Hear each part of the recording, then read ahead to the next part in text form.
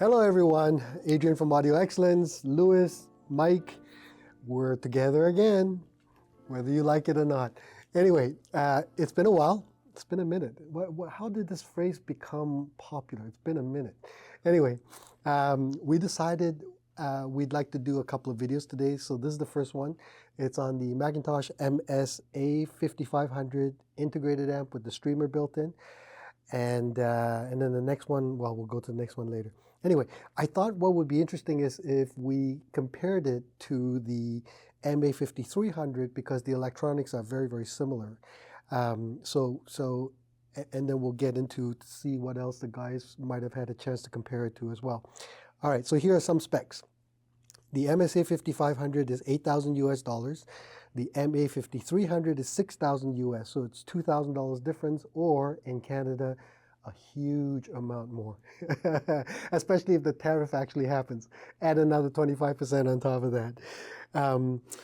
Because the MA5300, which is just the integrated amp, actually has a DAC built in. It has the DAC1 module built in.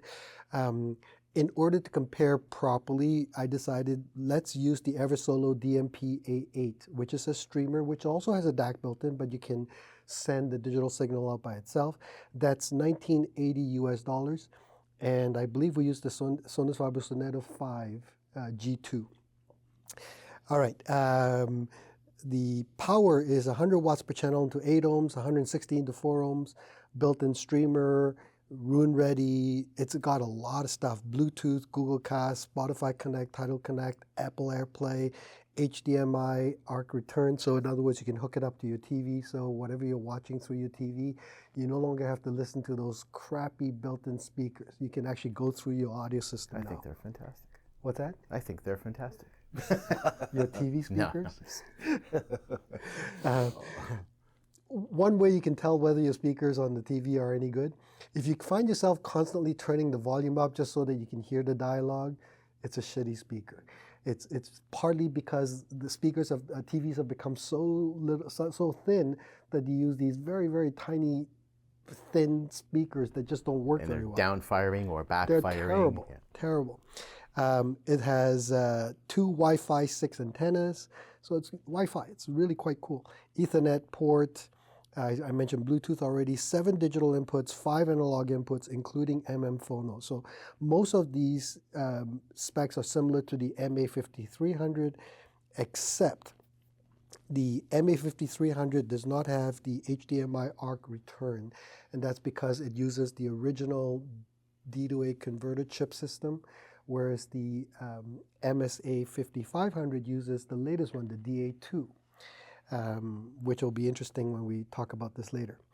All right, first impressions. Who wants to start? I'll start. I started off with the 5500 and noticed that it woke up the Sonetto 5s with some bass, which I'm going, what? I spun around and I'm going, where is all this bass coming from? And, you know, with the driver there and, you know, saying, this is something really good. And I was listening to the streamer in it first, and I'm going, this thing really sounds good. So I then went to do some songs with testing and all that. My first song I played was from El Mundo Ross. I think he's Cuban, and normally he plays instrumental, but this song was How Near Is Love, and it has a lot of piano and a real great Latin beat, well recorded track. I do recommend people to listen to Edmundo Ross. But the sound stage was huge. The bass was just wow. It's a wow moment. The piano, the strikes sounded like a real piano.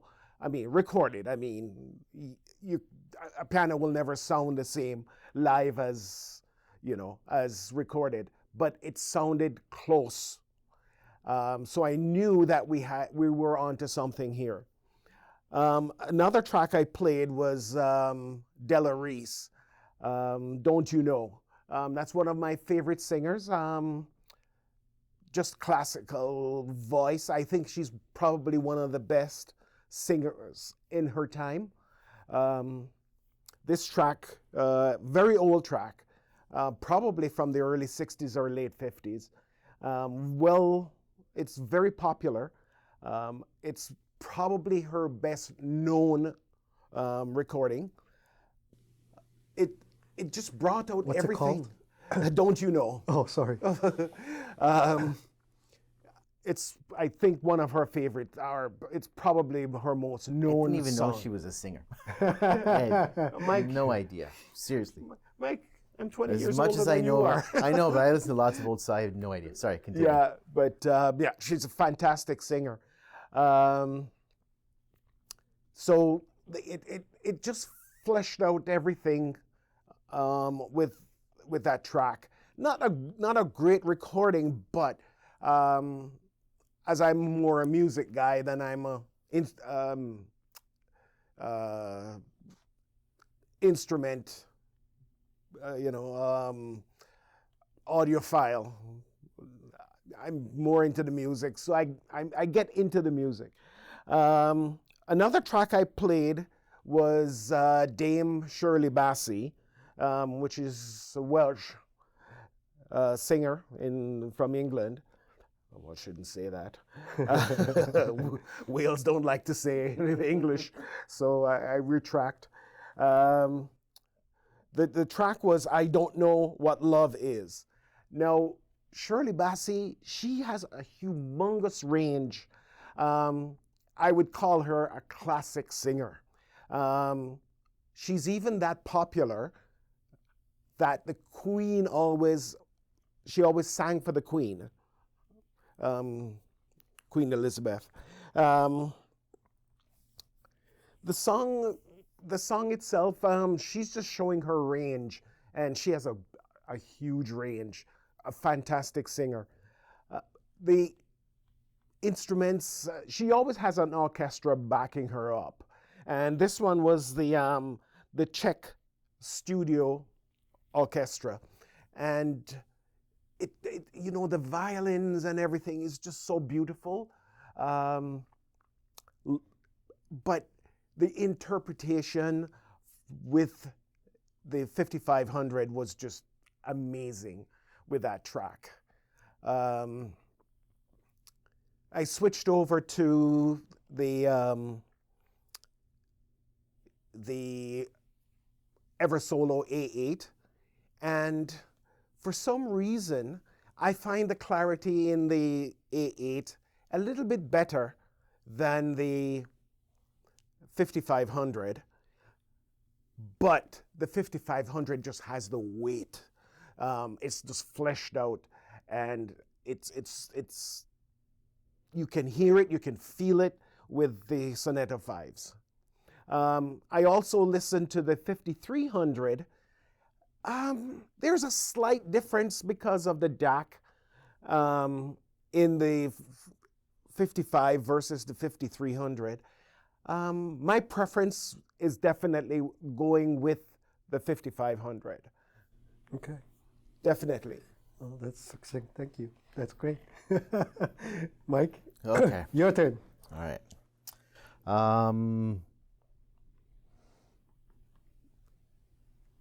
It's a how can I say it? The differences between the 53 and the 55 analog section, to me, was disconcertable. I couldn't hear a difference. I couldn't hear. I don't know if you guys could. The analog stage, yeah. Yeah, I couldn't hear any differences between the So in analog other words, stage. if you were to take the streamer output, analog output, and run it to either the MA5300 or the MSA5500, it's basically the same. I really couldn't hear any difference. Going into the digital sections, though, I did find a big difference. So I will start with the 5500 versus the A8. We had the A8 going in via the balanced inputs on the 5500 versus the streamer on the 5500. So the first one was, I'll do Crosby, Stills and Nash & Young is Woodstock. Quite a layered tune. There's a lot of transients in it. And this isn't a song that I would put on and say it has amazing soundstage. But there was a noticeable difference in how these two, the A8 balanced input versus the streamer. The streamer definitely had this bloom to the soundstage. I thought it opened up a little bit more, but I am going to concur with Lewis. I thought that the A8 via the balanced was a little bit more transparent and had a little bit more clarity. And it was a trade-off. I don't know if I liked the clarity better or if I liked this expanded soundstage a little bit better. I would have no problem with either of them, to be honest. The next one was Paul Simon's Under African Skies.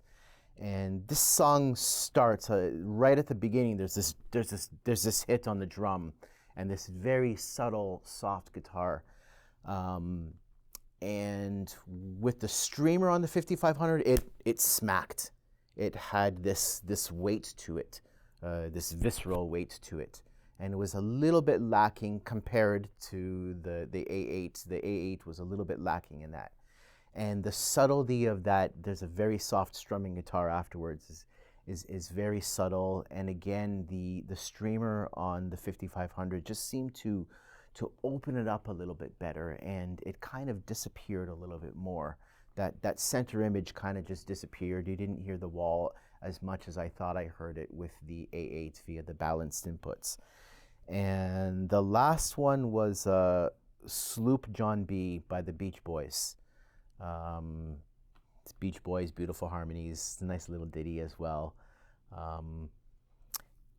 On the A8 via the balanced inputs, there was a lot more information coming through in all the overdubs that they have going on. It's the Beach Boys. It's a big session. There's a lot of musicians on these tracks. And I felt I could hear a little bit more into the layers of the music with the A8 via the balance. And I think, again, that's the transparency of it. And I don't know if that's transparency or maybe there's a slight little mid-range cut that's allowing some of the other frequencies to come through. But again, going back to the streamer on the 5500, it just seemed to open up the image a little bit more. I'm listening to a mono version as well. And they do some things in mono with phasing where things happen outside the speaker. And it was just this big image with the streamer on the 5500. I could take either or, but in this instance, I would say the 55 bested it. I will say this.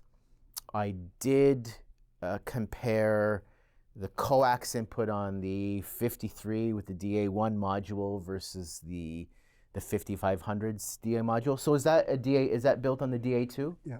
So it just has streaming capabilities added onto it? So the MA5300 is strictly a DAC. Right. Because it's a DA1. So it is a DA1, yeah? Yeah. And the 5500 is built on the DA2? That's right. Okay, so there's the noticeable difference right away. Yeah. So you could tell that the difference in those DACs right away. On the 5300, that DAC sounded similar to the A8 and with the analog inputs on the 5500. Yeah. Cool. It's a good DAC. There's nothing wrong with it at all, man. No. Sorry, the streamer. The streamer is fantastic on the 5500. I enjoyed it. And the weight. It was fun to listen to. And again, people are complaining like the 53 doesn't have the autophoners. It still has balls. For 100 watts into 8 ohms, it has a lot of grunt.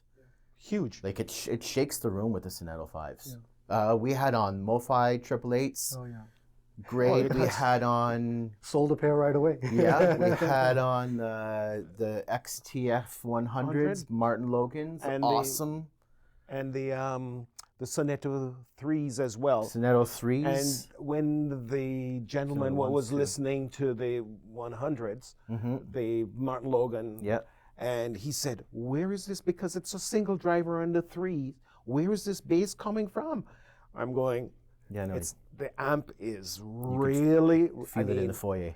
it's for 100 watts into 8 ohms, it's kicking ass, Yeah. man. It's really outperforming a lot of, It's an enjoyable amp to listen to. yes. So Yes. this is a good time to remind everybody who's watching that we don't share our opinions before the video starts. So neither of us have talked to each other about our impressions. This is literally the first time I'm hearing what they're saying. And I wish you could see my notes because it's essentially what they talked about. Lewis mentioned that there was a weight in the bass, but there was a slight clarity in it with the when you use the Eversolo. But there was a weight in the bass when you listen to the MSA5500's internal DAC streamer system. Mike said essentially the same thing without the bass because he didn't mention the bass so much, but he talked about the bloom, and I mentioned the bloom, but he talked about the clarity with the Eversolo A8. But there was a sense of bloom with the McIntosh's internal streaming DAC. And that's exactly what I wrote down. My first impressions was that when I first hooked up the MA5300, I thought I'd start there because it's been a while since I'd heard the MA5300. Now it's partly because, and it's a shame, of all the Macintoshes we sell, this is one of the least popular, which is a real shame. And part of it is it's probably quote unquote too cheap. When clients typically come in for the Macintosh, they look at the 8950, which is the next solid state integrated amp, or the MA352, which is a huge seller. The MA5300 tends to sort of get forgotten. It's like that third child, you know. It's like that you've forgotten about. Careful. it's and yet it is a phenomenal performer. Now, Mike mentioned the audioformer thing. Here's the interesting thing. For people who don't like the audioformers, there's a reason why. Audioformers can make everything sound a little bit too restrained. If you look at, for example, the damping factor of Macintosh's audioformer products, the damping factors are generally quite low. If you look at the MA352 or the MA5300, they're greater than 200. Now, 200 is essentially a very high number for damping factor. It's because they're using no transformers in the output. And so that's why the power numbers are different. Into 8 ohms, it's 100. Into 4 ohms, it's 160. Whereas if you look at a typical Macintosh with an audioformer, if it says 200, it's 200 into 8, 4, or 2 ohms. So if you're playing it at high levels, there's no additional headroom, if you will. And that may be the reason why well, that's not the reason why, but it's one of the reasons why the bass is more powerful, more dynamic. Also because there's no audioformer, the bass is allowed to come straight through and you get more of a kick and more of a control. And so when I first heard it, I thought, wow, I'd forgotten how good this little thing is. It's, wow, this is really, really fun. And that was connected with the Eversolo's XLR outputs. And then I thought let's listen to the MSA5500 by itself first. So I took an Ethernet connection straight into it. No, sorry. I then hooked up the Eversolo's XLR outputs into the MSA5500. So essentially I was just comparing the electronics, the amplifier stage, and they sounded, like Mike said, very, very similar. For all intents and purposes, identical. So then I hooked up an Ethernet cable straight into the MSA5500, and wow, I did prefer overall, not in every way, but overall, there was again a clarity to the Eversolo that was very nice. Even at lower levels, you could hear that the Eversolo was a bit clearer, but then I lost that bloom, like Mike said, and I lost that bass power. Like Lewis said, it's like, oh my God, how do you choose between the two? Yeah. They're both so good. And this was more apparent depending on the recordings that you played. So if you played a lot of electronica, big orchestral pieces with big bass, I preferred the McIntosh all-in-one unit, the MSA5500. If I played mainly vocals, I probably lean more towards the Eversolo and the McIntosh MA5300. So it becomes a toss-up as to what you would prefer. So some musical examples: Chocolate Chip Trio by Tool. The all-in-one unit had better bass punch, was more exciting to listen to, more dynamic, deeper bass, so on. Fix It by Lady Blackbird. Overall, I preferred the MA5300 with the Eversolo because it was a more of a mid-range vocal-centric piece of music. And then a last example, Beethoven Symphony No. 5 with Andre Pervin and the Royal Philharmonic. This one I like the MSA5500 better. So let's go to conclusions. Louis, what do you think? Do you have a specific? Instead of the 5300 and the Eversolo, I would just buy the 5500. Yeah. It's one unit. You don't have extra cables you need. Also, something that we forgot, we tried it when we just hooked it up by Wi-Fi. Oh, I did try the Wi-Fi. And it works. The streaming works perfectly. So no dropouts, anything. So that's a plus to me. Yeah. And we have terrible Wi-Fi here. We have terrible. Yeah, the router is nowhere close to the room. Yeah, we need a ubiquity up in the ceiling here. But yeah, it's a plus. And the I don't know. I didn't listen to the 5300 as much as I would listen to the 5500. But definitely the 5500 I could recommend easily to anyone who wanted a single unit instead of having an amplifier or integrated plus a streamer. The single unit itself, I'm telling you, it's to me, it's worth every penny over the 5300. I will say, missed opportunity. The Eversolos sound great, but there's a reason why they sell well is because the graphical user interface is flawless on them. And I think that was a missed opportunity for McIntosh. The screens are cheap now. OS is cheap now. They should have had a nice graphical user interface instead of just making it a 53 with. But then you would lose the Macintosh look, though. Yeah. For some people, that interface is a selling point. Okay, cool. Yeah. Any conclusions as to which you would go with or prefer? Tough, isn't it? 53 with a added on streamer, or the 55 with the streamer built in, eh? At this point in time, I'm sure my opinions will change tomorrow, but I would say the 55 with the streamer built in. It was very, very easy to listen to. It was very fun to listen to. Yeah. Yeah, I think that the three of us would agree. Like what Louis said, I said the same thing. I would probably choose the 5500 because it's already got a streamer built in and a DAC, no need for cables. That's what he said. Yeah. Easy to use. Unlike Mike, I don't like the user interface of the Eversolo. I love the Eversolo. We sell tonnage of it. Tonnage. Can't keep them in stock. I don't like the way it works because I can never figure out exactly where to go to find the outputs, the analog outputs, and then when I do find the outputs, it has XLR/line. It's got it's just. How do you drive a Tesla? I know. What do you do? Go in there and go, well, I don't know everything is preset. I don't. Oh, that's you know. why. So with the Tesla, with as many toys as it has, I've never gone into anything. I don't play games on the Tesla. I've never set the whoopee cushion. Those of you who know. I've never set the Christmas lights for the car to sing during Christmas. Never done any of it.